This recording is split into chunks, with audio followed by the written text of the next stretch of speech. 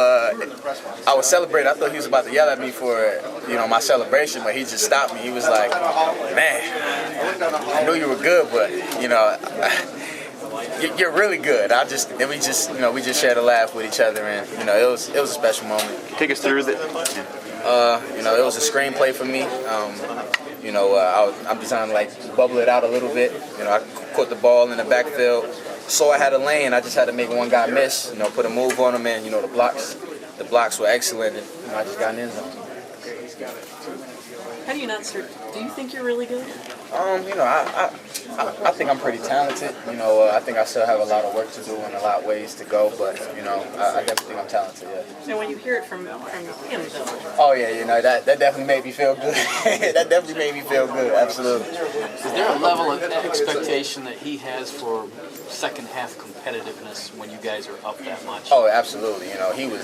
He was actually living in the locker room. He was angry, because we weren't really covering kicks at our best, and the defense wasn't really playing how we should have been playing, and so he got after us a bit in the locker room, and we just always try to find a way to respond the best way we can.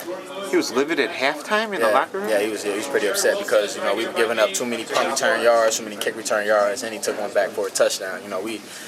We spoke on that all week. We stopped him, make him stop his feet. Then we really got a shot. But Janarian had a great game, and we were actually talking on the field, so it was pretty dope. How hurt were you? He said you went work through something this week. Oh yeah. I actually got banged up the Friday practice. Me and Jeremy Clark, we collided into each other. But I got treatment on it. Paul Schmidt and the gang did a very good job with me, and it was bothering me, but it wasn't nothing I couldn't push through. What is it? Oh yeah, I just had a slight thigh contusion. When a team onside kicks on you in the second quarter and you guys in the middle put up 5 touchdowns and 5 drives, is that kind of them waving the white flag there?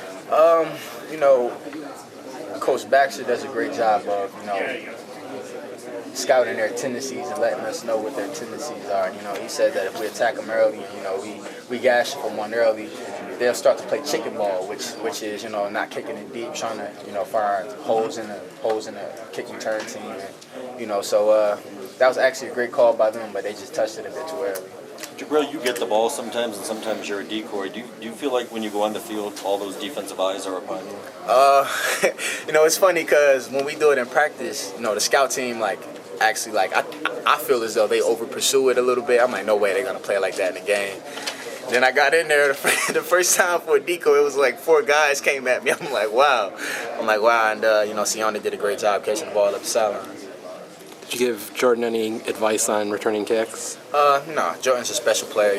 I felt as though we didn't lose a beat back there. They wanted to, I guess, limit my snaps a bit more this week, and they felt as though Jordan Lewis was more than capable of taking over the kick return duties. He did an excellent job today. That was before you were hurt? They made that decision before you were hurt? Yep. What do you think of the mentality? It looks like Harbaugh is impressing upon. You guys are up by 25-30. You're still returning punts, yep. And Jake is still throwing the ball deep and whatnot. What does that say about that mentality?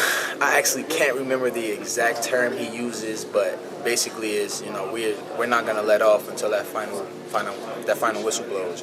We don't care how much we're up, because as a competitor, we expect teams to compete to the last whistle, and that's what we're gonna do as well.